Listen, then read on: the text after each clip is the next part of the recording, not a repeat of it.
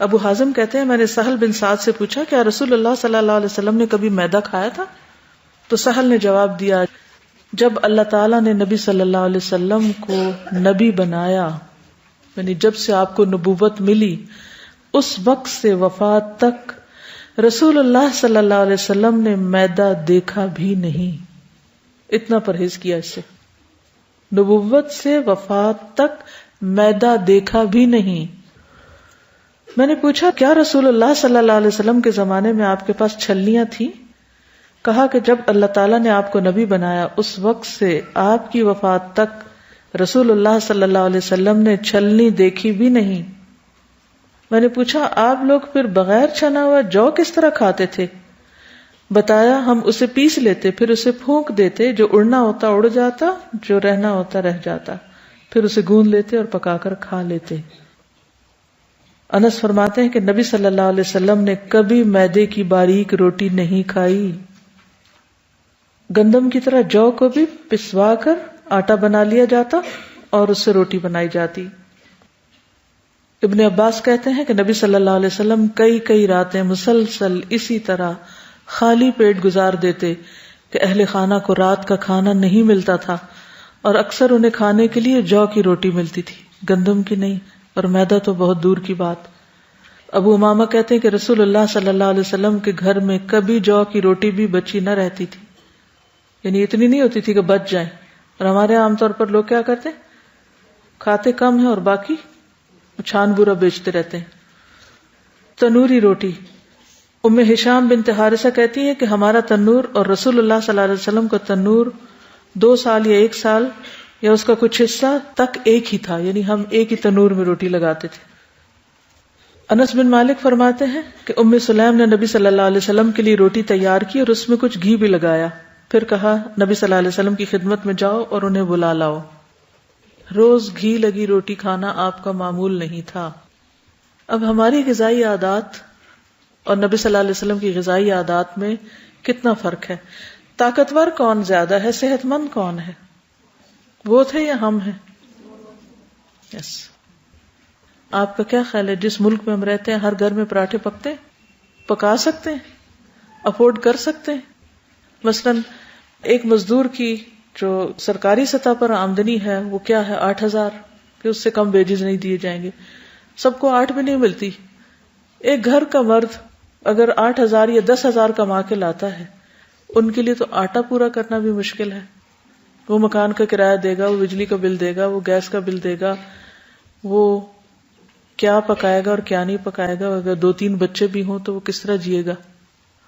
اگر کسی ایسے گھر میں شادی ہو گئی یا خدا نخواستہ حالات اس طرز پر آ گئے تو پھر ہم نخرے کے ساتھ روٹی چھوڑ دیں گے اور کہیں گے کہ کچھ نہیں ہمارے پاس کھانے کو. مجھے اچھی طرح یاد ہے بہت پہلے جب میں یونیورسٹی میں کام کرتی تھی تو وہاں پر ایک سویپرس تھی، وہ مسلمان ہوگی، میں اس سے بات چیت کرتی رہتی تھی تو خیر الحمدللہ مسلمان ہو گئی. تو پھر میں اسے کبھی کبھی گھر بلاتی تھی، اس سے باتیں کرتی تھی. تو مجھے بہت تجسس ہوتا تھا کہ یہ لوگ جن بستیوں میں رہتے ہیں وہاں پر فیسلٹیز بہت کم ہیں، کس طرح رہتے ہیں، کیا کھاتے ہیں، کیا پکاتے ہیں.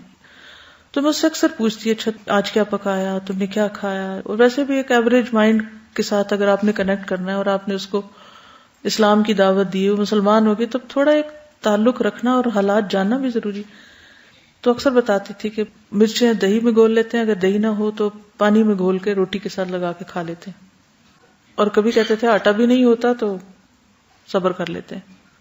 تو ایک یہ ہے کہ ہم صرف لذتوں میں جئیں اور پھر حرام حلال کی پرواہ نہ کریں. آج آپ کسی دفتر میں چلے جائیں، رشوت کے بغیر کام نہیں ہوتا. یہ سب کا تجربہ ہے نا. چوری، دھوکہ اور فراڈ، یہ چیزیں عام ہیں. ان سب کی اگر ریزن دیکھی جائے تو کیا ہے، وجہ کیا ہے؟ لوگ کیوں رشوت لینے پہ مجبور ہیں؟ کیونکہ ان کے گھر میں ان کے بیوی بچے سوکھی روٹی نہیں کھا سکتے تو انہیں رشوت لے کے گھی والی روٹی کھلانی ہے. گھر والے پچھلے سال کا کپڑا اب نہیں پہن سکتے، انہیں نیا کپڑا بنانا ہے اور فیشن کے مطابق بنانا ہے، چاہے وہ ضرورت ہے یا نہیں. ایکسٹرا کپڑا لگانا ہے، وہ کہاں سے پورا کریں گے؟ غلط ذریعے سے آمدنی کمائی جائے گی تبھی نا، تبھی پوری ہو سکتی ہے نا. حلال سے تو نہیں پوری ہو سکتی سب چیزیں. پہلے لوگ کس طرح کام چلاتے تھے. جب سبزیوں کا موسم ہے اچار ڈال لیا, کچھ اور آگے پیچھے چیز کر لی.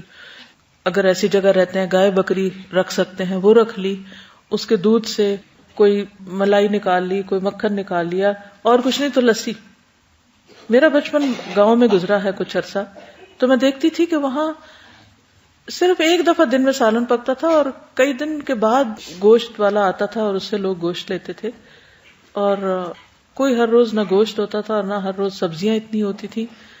اور لوگوں کا کھانا کیا ہوتا تھا, تنور میں روٹی لگاتے تھے, اور اگر تھوڑا بہت مکھن اوپر لگایا, ورنہ سادی لسی, نہ اس میں نمک نہ مرچ, کچھ بھی نہیں.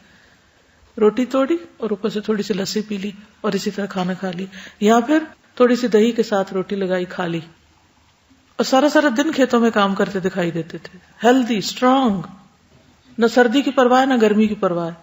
آج 10 کھانے ہم لوگ کھا رہے ہیں اور ہر وقت بیمار ہیں. تو کیا دنیا میں کھانے کے لیے پیدا کیے گئے اور کھاتے ہی رہنا ہے؟ اور اگر کھانا نہیں ملے گا تو رونا دھونا ہی کرنا ہے اور سارے اعلیٰ مقاصد بھول جانے. کیا ہمیں جینے کے ڈھنگ نہیں سیکھنے؟ کیا ہمیں طریقے نہیں آنے چاہیے کہ اگر ہمارے گھر میں گھی نہیں ہے تو ہم کس طرح بچوں کو بھی بہلا سکتے ہیں, اور طریقہ کیا ہے کہ کم سے کم میں بھی کچھ پکا سکیں. اگر آپ کوئی بھی گھر چائنیز کو رینٹ پر دیں تو وہ اتنا سا بھی مٹی کا ایریا نہیں چھوڑیں گے, کچھ نہ کچھ اس میں اگا لیں گے. ہمارے نیبرہڈ میں ایک چائنیز تھے, تو میں نے دیکھا کہ انہوں نے سارا لان ختم کیا اور اس سارے کے اوپر سبزیاں اگا لی. میں نے کہا ہے دیکھنے میں تو یہ بھی بڑی خوبصورت لگ رہی. تو کہتے ہیں کہ یہ لوگ رہتے ہی نہیں ہیں جب تک کہ ساتھ ساتھ اپنی فریش سبزیاں خود نہ اگا لیں. اور مجھے یاد ہے کہ بعض گھروں میں نے دیکھا کہ وہ گھڑا ٹوٹ جاتا ہے نا, تو اس میں مٹی ڈال کے اس میں پودینہ دھنیا اور چھوٹی چھوٹی چیزیں اگا لیتے ہیں, کیونکہ وہ ان کا کچن گارڈن ہوتا ہے.